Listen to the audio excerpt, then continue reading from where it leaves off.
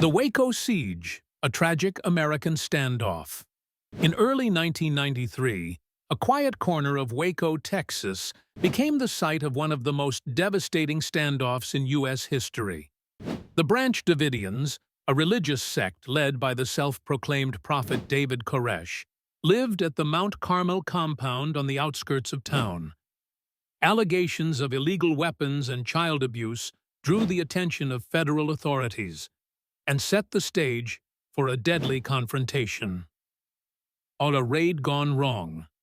On February 28th, the Bureau of Alcohol, Tobacco, and Firearms, ATF, attempted to raid the compound, but the situation spiraled out of control almost immediately. A shootout broke out, leaving 4 federal agents and 6 Branch Davidians dead. What was meant to be a swift operation turned into a national crisis. 51 days of tension. The FBI quickly took over the scene, surrounding the compound and initiating a 51-day siege. While negotiators worked to get Koresh and his followers to surrender, the FBI also escalated pressure, cutting off power, using loudspeakers, and eventually deploying tanks and tear gas. Some women and children were released, but most stayed inside, convinced the end of the world was near. A fiery end. On April 19th, the FBI launched its final assault. Soon after, a fire broke out within the compound and quickly consumed the building. 76 people died, including Koresh and 25 children. To this day, it remains unclear who started the fire.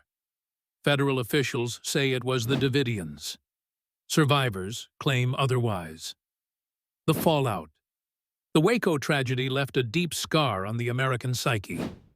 It sparked public outrage, led to congressional investigations, and fueled anti-government sentiment that still lingers today.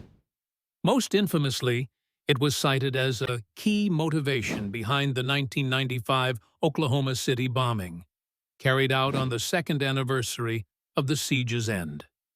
Why it still matters. The Waco Siege is more than a dark moment in history.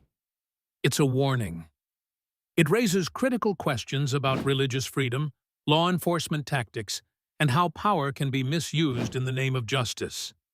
Decades later, the lessons of Waco are still relevant, reminding us of the fragile line between safety and civil rights.